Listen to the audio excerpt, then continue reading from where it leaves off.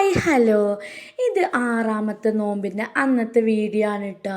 അപ്പോൾ അന്ന് നോമ്പ് തുറക്കും വേണ്ടിയിട്ട് സാദാ ചോറും കുറച്ച് ഉപ്പേരികൾ അങ്ങനത്തെ ഐറ്റംസ് ഉണ്ടാക്കാമെന്ന് കരുതിയിട്ടോ. കാരണം ഞങ്ങൾക്ക് നോമ്പ് തുറക്കുന്ന എന്താണോ ഉള്ളത് ഫുഡ് ഐറ്റം അതുതന്നെയാണ് കേട്ടോ അത്താഴത്തിന് ഞങ്ങൾ കഴിക്കാറ്. അപ്പോൾ സാദാ ചോറ് കഴിക്കാൻ ഭയങ്കര കൊതിയായിട്ടോ. അപ്പോൾ ഇന്നത്തെ ദിവസം അത് ഉണ്ടാക്കാനാണ്ട് അതിനുള്ള പ്രിപ്പറേഷനിലാണ് കേട്ടോ. അപ്പോൾ നമുക്ക് എന്തൊക്കെയാണ് ഉണ്ടാക്കുന്നതൊക്കെ ഒന്ന് നോക്കാം കേട്ടോ. അന്നേ ദിവസം ജ്യൂസ് അടിക്കാനുള്ളത് പൈനാപ്പിൾ ആയിരുന്നു കേട്ടോ. അപ്പോൾ പൈനാപ്പിളൊക്കെ എടുത്ത് വെച്ചിക്കണ്. ഞാൻ ചിക്കനോ ബീഫോ എന്താ ഉള്ളത് പെട്ടെന്ന് വെക്കും. അതിന് ശേഷം പിന്നെ ഞാൻ ജ്യൂസ് അടിക്കാൻ നിൽക്കും കേട്ടോ. എന്നാൽ നോമ്പ് തുറക്കാൻ ആ ടൈമിക്ക് നല്ലവണ്ണം തണുക്കുള്ളൂ കേട്ടോ. പിന്നെ അങ്ങനെ പച്ചക്കായ ഉപ്പേരി വെക്കാൻ തുടങ്ങി കേട്ടോ. പച്ചക്കായ ഇത് ഞങ്ങളെ തൊടിയിൽ തന്നെ ഉണ്ടായതാണ്. നല്ല ടേസ്റ്റ് ഉണ്ട് കേട്ടോ. ഇത് കൂട്ടാൻ വെച്ചിട്ട് കഴിക്കാൻ ഞങ്ങൾ നോമ്പിന് മുമ്പ് ഒരു 2-3-4 പ്രാവശ്യം വെച്ചിരുന്നു. നല്ല ടേസ്റ്റാണ് ഇത്. പിന്നെ പഴുത്താലും നല്ല ടേസ്റ്റ് വരുന്നുണ്ട് കേട്ടോ. അങ്ങനെ നമ്മൾ കടയിൽ നിന്ന് കിട്ടുന്ന ചെറിയ കായ ഉണ്ടല്ലോ അതല്ല കേട്ടോ. അത് അത്യാവശ്യം നല്ല വലുപ്പമുണ്ട്. അങ്ങനെ ഞാനതിങ്ങനെ അരിഞ്ഞുകൊടുക്കുക.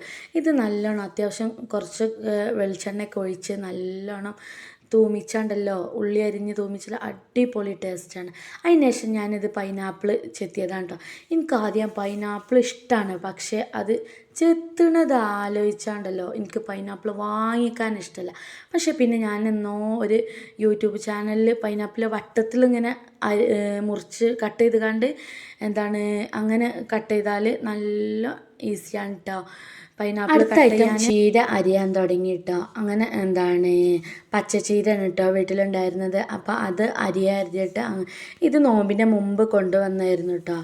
അപ്പോൾ കേട് വരണ്ട അരിഞ്ഞിട്ട് അതും എടുത്തു കേട്ടോ. കാരണം എന്നെങ്കിലും ഞങ്ങൾ സാദാ ചോറ് വെക്കുള്ളൂ. ആ ടൈമിൽ ഇതേപോലെ കുറേ കൂട്ടാനൊക്കെ ഉണ്ടാക്കും. എന്നാൽ കുറേയൊക്കെ നല്ല ടേസ്റ്റാണ് കഴിക്കാൻ. അങ്ങനെ അത് തേങ്ങ അരച്ച് വെക്കണം കേട്ടോ. അപ്പോൾ ചീര അരിഞ്ഞ് വെച്ചതിന് ശേഷം ഞാൻ പെട്ടെന്ന് ജ്യൂസ് അടിക്കട്ടെ എഴുതിയിട്ട് അങ്ങനെ ജ്യൂസ് അടിക്കാൻ നിൽക്കുകയാണ്. നല്ലോണം ലൂസാക്കിയിട്ടാട്ടോ ജ്യൂസ് അടിക്കുക. കാരണം നോമ്പ് തുറന്നത് മുതൽ കിടക്കുന്നത് വരെ കുടിക്കാൻ വേണ്ടി വരും. അതിന് ശേഷം പിന്നെ ഞാൻ ചോറിന് വെള്ളം വെച്ചിരുന്നു. അപ്പോൾ അത് തിളക്കുന്നുണ്ടായിരുന്നു. അപ്പോൾ അതിലേക്ക് അരിയിട്ട് കുറച്ച് ക്വാണ്ടിറ്റിയിലാട്ടോ ഉണ്ടാക്കുന്നത് ചോറൊക്കെ. കാരണം വേസ്റ്റ് ആയാൽ പിന്നെ ആരും കഴിക്കാനും ഉണ്ടാവില്ല. പിന്നെ നോമ്പായതുകൊണ്ട് തന്നെ എല്ലാവർക്കും വല്ലാതെ അങ്ങോട്ട് വേണ്ടാണ് കേട്ടോ. കാരണം ഞാനൊക്കെ അത്യാവശ്യം നല്ലോണം കഴിച്ചിരുന്നു. പക്ഷേ നോമ്പാവുമ്പോൾ എനിക്കൊന്നും തീരെ വേണ്ട. അങ്ങനെ ചോറിനും വേണ്ടിയിട്ടൊക്കെ അരി ഇടുകയാണ്. ഇഷ്മോൾക്ക് സാദാ ചോറെന്നൊക്കെ പറഞ്ഞപ്പോൾ അങ്ങനെ എങ്ങനെയെന്നൊക്കെ പറയും കേട്ടോ. പക്ഷേ കുറേ കൂട്ടാൻ അങ്ങനെയൊക്കെ ഉണ്ടാക്കുമ്പോൾ അപ്പോൾ അവൾ ചോദിച്ച് വാഴൻ്റെ ഇലയിൽ തരുമോ അങ്ങനെയൊക്കെ ചോദിക്കും കേട്ടോ. അപ്പം ഞാൻ വാഴൻ്റെ ഇലയൊന്നും ഞാൻ എടുക്കൂല. പിന്നെ അതൊക്കെ സംഭവത്തിൽ റിസ്ക് ആയിരുന്നു കേട്ടോ. വൈകുന്നേരം ആകുമ്പോൾ എനിക്കതൊക്കെ ഒരു മടി പിടിക്കും, നോമ്പും കൂടി ആയതുകൊണ്ടേ. അങ്ങനെ എഴുതിയിട്ടാണ്.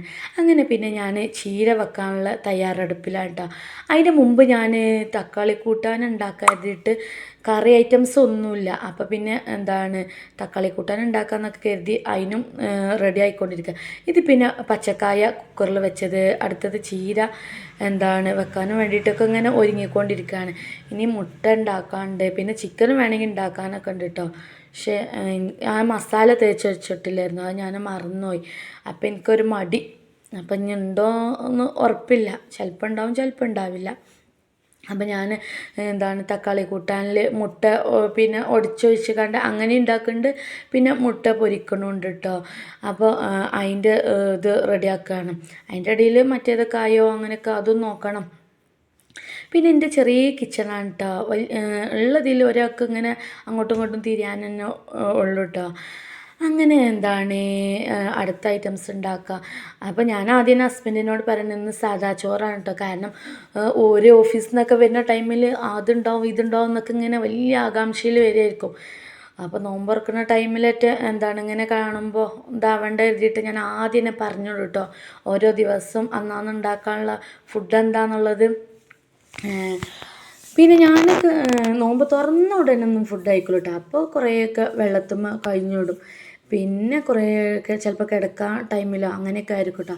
ഇത് കണ്ടില്ലേ തേങ്ങ, ഇത് ഞാൻ കണ്ണും ചുമ്മി എനിക്ക് തേങ്ങ പൊട്ടിക്കണ കാലം മുതലേ ഉള്ളതാണ് കേട്ടോ. തേങ്ങ പൊട്ടിക്കണ ടൈമിലൊരു കണ്ണ് ചുമ്മലും, അതാണെങ്കിലോ എത്ര അങ്ങോട്ട് മേടി പൊട്ടിച്ചാലും ആവില്ല, എന്നാലും അങ്ങോട്ട് പൊട്ടിക്കുക തന്നെ.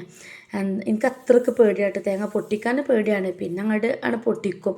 ആ തേങ്ങ പൊട്ടിക്കുന്ന ടൈമിലൊക്കെ കണ്ണ് അടിച്ചു കൊണ്ടിരിക്കുകയും ചെയ്യും. അങ്ങനെ ഇനി അടുത്തത് ചീരയ്ക്ക് തേങ്ങ വേണം. അതേപോലെ ഓർക്കാപ്പുളി ചമ്മന്തി ഉണ്ടാക്കാൻ കേട്ടോ. എനിക്ക് ഭയങ്കര ഇഷ്ടമാണ് കേട്ടോ ഓർക്കാപ്പുളി ചമ്മന്തി. ഇത് പിന്നെ മുട്ട ഒടിച്ച് വരാനുള്ള അതിലേക്കുള്ള ഉള്ളി സവാള വേവിക്കാൻ വെച്ചതാണ് കേട്ടോ. അപ്പോൾ പിന്നെ അതിന് ശേഷം മുട്ട പൊരിക്കാൻ വെച്ച്, പിന്നെ ചിക്കൻ ഉണ്ടാക്കിയില്ല കേട്ടോ. മസാല തേക്കാത്തതുകൊണ്ട് തന്നെ ചിക്കൻ നമുക്ക് ഞാൻ ചോറും റെഡിയായി. ഇതാണ് കേട്ടോ അന്നത്തെ നോമ്പുതുറ ഐറ്റം. ഇതിൽ മുട്ട പൊരിച്ചതുണ്ട്, അതേപോലെ ഇത് ചമ്മന്തി ഓർക്കാപ്പുളിയാണ് കേട്ടോ. ഞങ്ങളുടെ നാട്ടിൽ ഓർക്കാപ്പുളി എന്നാട്ടോ പറയുക, ഇരുമ്പമ്പുളിക്ക്. പിന്നെ പച്ചക്കായ കൂട്ടാൻ, ചീര ഉപ്പേരി, മുട്ട ഉലർത്തിയത്, പിന്നെ മാങ്ങ അച്ചാർ, ഇത് പൈനാപ്പിൾ ജ്യൂസും, ഇത് വാഴപ്പഴത്തിൻ്റെ ഷേക്കുമാണ് കേട്ടോ. നല്ല ടേസ്റ്റ് ഉണ്ടായിരുന്നു, അടിപൊളി ടേസ്റ്റ് ആയിരുന്നു കേട്ടോ. ഇത് പിന്നെ ഇഷ്മോൾക്ക് വീഡിയോക്ക് വേണ്ടി എടുത്തു വെച്ചത്. ഇഷ്മോൾ ഞാൻ കഴിക്കട്ടെ എന്നാണ്ട്, അപ്പോൾ അവൾക്ക് വേണ്ട ജസ്റ്റ് ഒന്ന് അങ്ങനെ കഴിച്ചു നോക്കാണ് കേട്ടോ. വീഡിയോ ആദ്യമായിട്ട് കാണുകയാണെങ്കിൽ സബ്സ്ക്രൈബ് ചെയ്യുക, ലൈക്ക് ചെയ്യുക, ഷെയർ ചെയ്യുക, സപ്പോർട്ടും ചെയ്യണം കേട്ടോ. അപ്പോൾ ഇത്ര ഉള്ളൂ കേട്ടോ വീഡിയോ.